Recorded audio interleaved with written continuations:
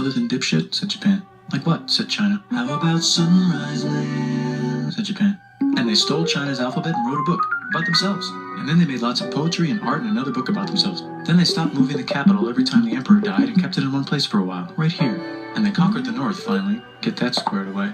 A rich hipster named Kukai is bored with modern Buddhism, visits China, and learns a better version, which is more spiritual. Comes back, reinvents the alphabet, and causes art and literature to be great for a long time.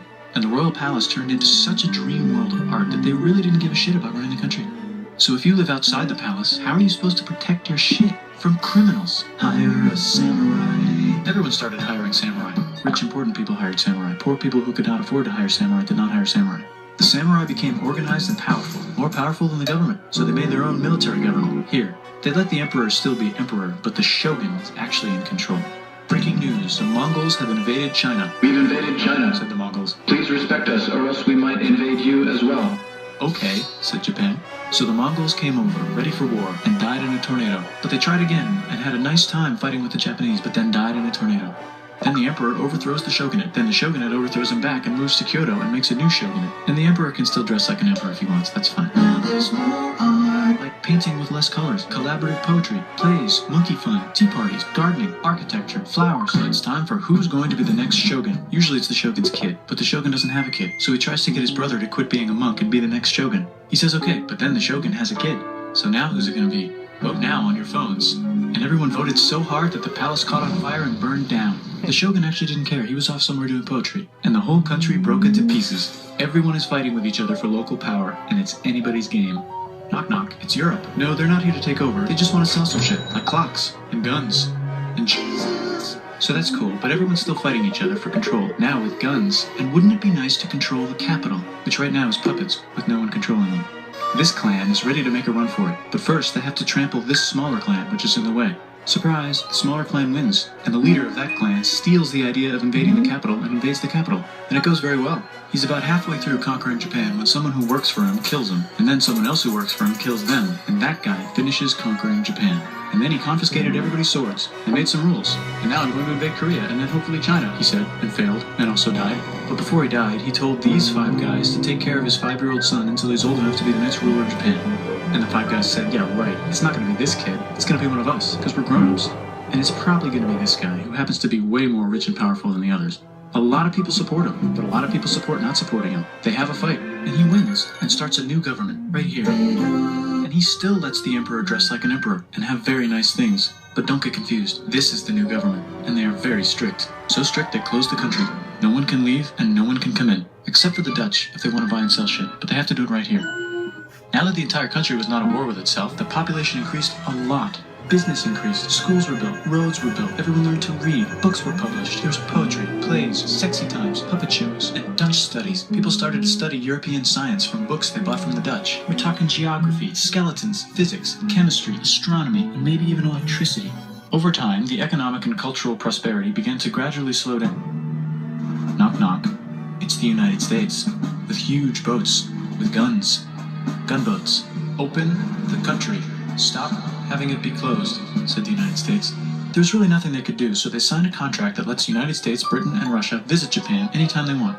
Choshu and Satsuma hated this. That sucks, they said. This sucks. And with almost very little outside help, they overthrew the shogunate and somehow made the emperor again and moved him to Edo, which they renamed Eastern Capital.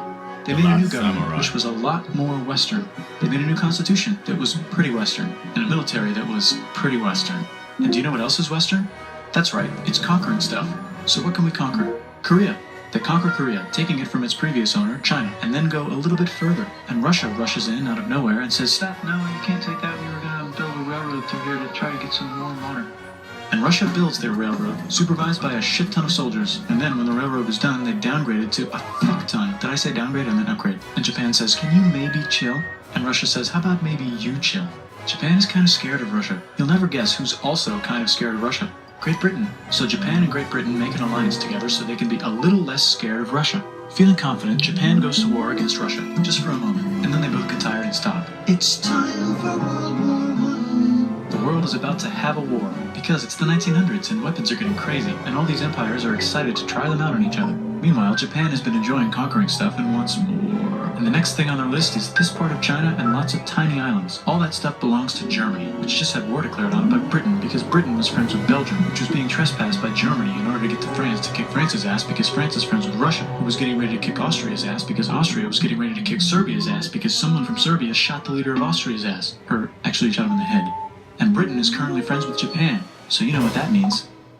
Duh, Japan should take the islands. Which they wanted to do anyway, so they called Britain on the telly to sort of let them know. And then they did it. And they also helped Britain a little here and there with some errands and stuff. Now the war is over, and congratulations, Japan, you technically fought in the war, which means you get to sit at the negotiating table with the big dudes, where they decided who owns what. And yes, Japan gets to keep all that shit they stole from Germany. You also get to join the post-war mega alliance, the League of Nations, whose mission statement is to try not to take over the world.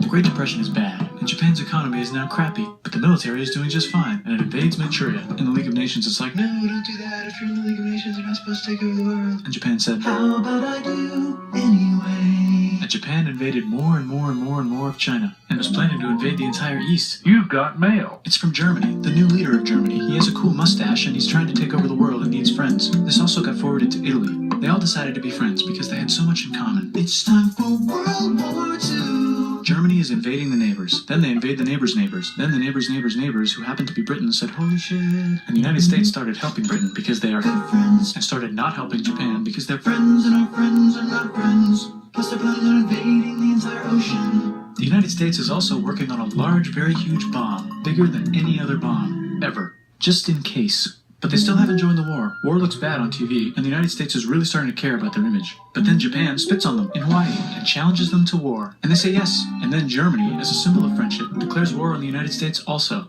So the United States goes to war in Europe, and they help the gang chase Germany back into Germany. And they also start chasing Japan back into Japan. And they haven't used the bomb yet, and are curious to see if it works. So they drop it on Japan. They actually drop two.